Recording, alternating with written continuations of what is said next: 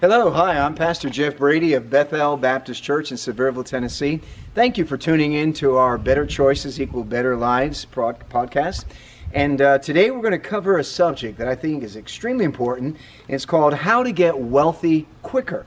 And I'm talking about true wealth, how to get wealthy quicker, not as a gimmick, not as a scheme, but how to get wealthy quicker. Now let's start off with a good joke, get you smiling a little bit. Did you hear the story about this northerner who came down his hot car, and he's down in the south at a gas station? I mean, he's got a beautiful ride, and this boy comes over, he's got his bib overalls, suspenders, and he's on a moped, and he goes over and he's looking at the man's car as the guy's filling it with gas, and he says, "Wow, you sure have a nice ride, mister." And the man says, "Okay, boy, you can just look, just don't touch."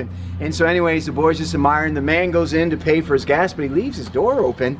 And so the boy, just curiosity, he kind of scoots his moped over there, and he's looking in all that and so he, this is on the passenger side, and then the guy comes out and sees the boy and goes, and he's just all eyes. And look at all those dash and all those dials and all that. And the man comes up behind the boy and kind of scares him, kind of kicks the door shut and goes around laughing and gets the car started and pulls out of there, and he just thinks, show that country boy a lesson or two. And then he looks in his rear view, and as he's zipping down the road there, he looks and he sees this boy riding with his moped with his hands like that, and he's just following right behind the guy, and all of a sudden he goes zoom right by the right side of the car, and then boom, zoom right back by the left side, and the guy can't believe it. How can a moped go as fast as my hot car?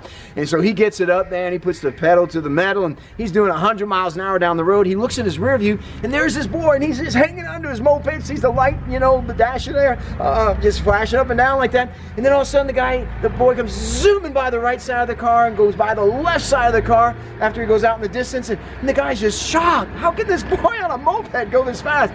So he puts it all the way to the floor. He's doing 140 miles an hour, and he looks, and lo and behold, in his rear view, here's the boy, and he's hardly hanging on to his moped, with that light just flashing there, and he goes zipping by, zoom, by the right side of the car, way out in the distance, and then there's a puff of smoke. And the man thinks, oh my goodness, did he die? So he gets up to where that boy went off there, where he crashed, and he stops his fast car and he gets out. He sees this wheel over here, wrong. He sees the headlamp over there from the front of the moped. He sees the boy over there, and he goes over and he turns the boy over and he says, "Son, are you okay? Are you all right?" And the boy says, I'm a mite bit better now." He says, "You're a mite bit better now? What do you mean a mite bit better now?" He said, I'm a mite bit better now that I got my suspender out of your door." Anyways, I hope you enjoyed that. All right, today, how to get wealthy quickly. Number one, how to get wealthy quicker is work and save some money each week. Number one, work and save some money each week. Pay yourself first. And you say, "Well, man, it takes everything I make to pay all my bills and all that." You put yourself into a bind. You can save something every week. It could be a few dollars. It could be coins. Matter of fact, I know people who go on vacations because they save their $5 bills whenever they get one in their wallet or whatever, and they just pocket them away. My daughter's going on a school trip for the National Honor Society, so anytime I come across a $5 bill in my wallet, I save that, I pull it out, and I put it in a pot. And in that pot is going to be the money. I have to raise $600, $700, $800. I've got 6-7 months to do it. I'm going to do it that way with just $5 bills. You can save some money each week for yourself, for that purpose. All right, you pay yourself. Number one. Number two, don't buy on impulse. Oh, friends, please don't buy on impulse. You say, "Oh, I go to Sam's, I go to Costco, I go window shopping at the mall and all that, and I just all of a sudden have an urge to buy something." That's the problem. You can't do that. If you want to gain wealth, if you want to get wealthy quicker, you can't. You've got to just understand some things that you can't buy an impulse. And let me ask you a question. Do you have more clothes in your closet than you can possibly wear in any given day or any given week? Probably so. You probably have more shoes than you can wear in any given day or a week. And you know what? I traveled to a lot of foreign countries and mission work through the years, and a lot of times when I go there, I'll leave my clothes, I'll leave my shoes, especially after doing basketball camps and all that. I'll leave that for the kids there, because why? I have more. I have more than I probably have 20 pairs of shoes. I'm sure I got a closet full of shirts and all that. You probably notice on every podcast I'm wearing a different shirt, okay? And the whole thing is this: you have so much already, and yet if you buy on impulse, you're going to get another shirt, you're going to get another pair of pants, you're going to get another dress, you're going to get another pair of shoes, you're going to get something that you already have that of. So don't, number one, save some money each week. Number two, don't buy on impulse. Number three, do without now. Do without now. All right, when I was in college, here we go. I was in college, I drove a car like this. This right here is my production manager's car. It's a nice car. It's a Toyota. It's reliable. Gets him from place to place. And you know what? It's a ride, okay?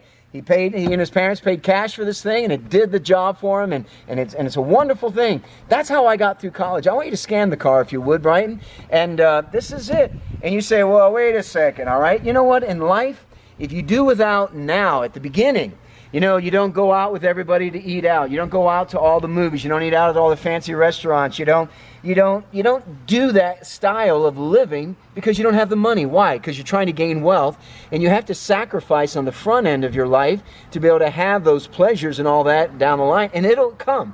The wealth will come. Trust me, it will come. All right? But you got to do without now. This is what I call like a college car. He's Brighton age, he's college age, and so he doesn't need a fancy, Mercedes or something like that. No, you start and you do without now. Most people can't say no to themselves, and that's why they don't gain wealth, is they haven't learned that lesson. So, in a sense, live way below your means. Number four, below your income. Call it what you want. Drive a lesser car. Maybe don't have the cable. I'm 58 years of age this Sunday, and I'll be honest with you, I don't have cable in my home. I don't need it. I have a phone that's a computer in my hand. I can watch highlights, I can watch news, I can watch it all. I stay abreast, I can communicate with anyone because I know what's going on in the world, and I don't even have cable. You say, well, what do you mean? I don't need it. I'm not at home. I don't sit down and watch a lot of TV that way. And there's things you can go without. I don't have to have magazine subscriptions. I don't have to buy a ton of books. I can get Audible books, and I listen to about 50 books a year and read some. All right? But I don't have to own everything. All right? I go to the library. I use my tax dollars, pays for the resources there, and I benefit from that. So, colleges. You can go to a community college for 2 years if you live in the state of Tennessee through the Hope Scholarship. You can use different scholarships and grants that are there. A lot of people think, I want the nicest school, I want the best, the best facilities, and they pay money, and they got so much debt that it just strangles them. Do without now, okay? I'm going to come to the next point, but I'm going to step on out of the car here. Let me see, I locked it. There we go. All right. Number 5, use your brain. Use your brain. What do you mean by that? All right, I talked about colleges and student loans. Friend, in all honesty, think about it. Not every job needs a college education. There's some jobs you'd be better off just learning, apprenticing underneath someone. I'm for college. I've got a bachelor's degree, I've got a master's degree, someone gave me an honorary doctorate, and education is good and it's going to pay in the long run. But the key is there's so many people I meet personally in their 30s, their 40s, their 50s, and their 60s, still paying off college loans. Why? Because they saturated themselves with so much debt. They had to have too much. They went to a school they could not afford, all right? And you say, oh, but the money's available, the government, all this kind of stuff. Oh, friend, please, please, please. There's so much information out there. I'd highly encourage you to use your brain. You're 23, 25 years of age, finishing up your college education. You're saddled with $100,000 to $200,000 worth of debt, and you got a job if you finish college, all right? Because half the people don't finish college. And then if you use your college education in the very field you're going into, because a lot of people don't even do that, and they have they have a certificate on the wall, they have a ton of debt, and they're working a job that's going to take them forever to pay that back if they do, plus the interest. And a lot of times, friends, use your brain. You pay double what you borrowed. You pay triple, and it's just not reasonable. So that's number 5. So number 1, work and save some money each week. Don't buy an impulse. Do without now for college. Live way below your income. And then number 5, use your brain. All right? Delay gratification. Okay, I'm going to walk on over here. Point number 6 is delay gratification. I'm inside. This is my Mustang GT, okay? Could I afford that in college? No. Could I have afforded it when I was trying to raise my family primarily? No, I couldn't, because I was driving a minivan. I was driving a full-size van. But you know what? I waited, I saved, I bought this used. It's a 2010, but it's a Mustang GT. It's a nice ride, okay? This thing will get up and go. Does that mean I speed? No, but I get up to speed real quick. So delay gratification to the time when you can afford it. I bought this car with cash, all right? And that's the way you can do things in life. You know, here I am on the GT, you know, delaying gratification in life is part of life if you can learn to be mature. I really think a test of maturity is how you receive instruction and how you receive correction. And now I'm 58 years of age. Sure, I paid cash for a car. It's a used car, but it's a good car. But you know what? For years I drove old beaters, but it was a means to an end. And now I drive a lifted, beautiful red truck. I drive a beautiful Toyota Avalon. I drive a nice, fun GT for my work vehicle. Why? Because I delayed gratification. I wanted this earlier, like most people, but I had to wait. And so if you can learn to delay gratification, and that's important. Number 7, you want to save money, you want to become wealthy quickly, all right, or quicker. You save some money each week. You don't buy on impulse. You do without now, and you save and invest. You live way below your income. You use your brain, okay? And we talked about that, and we delay gratification. Number 7, be faithful in marriage. You know, though I'm a widower right now as I record this, I was married for nearly 36 years to a wonderful woman. We were married 13,059 days. And you know what? You would be amazed at how much money it saves being married. You say, what are you talking about? I'm talking about if you get divorced, there's settlements, there's alimony sometimes, there's child support you have to pay. Then you get married again and you go through multiple marriages, or you're living with someone and things break off and you lose money. There's statistics out there that it is very cost effective to be happily married, to be faithful in your marriage. You know, I'm not paying somebody who hush money who is a mistress or anything like that. When you're faithful in marriage and you honor God's teachings of marriage about one man, one woman, and holy matrimony for life, you'd be amazed how beautiful it is. We went from 2 incomes down to 1 income when my wife began homeschooling our children. And you say, how in the world did you afford raising a family of 11, 9 kids, my wife and I?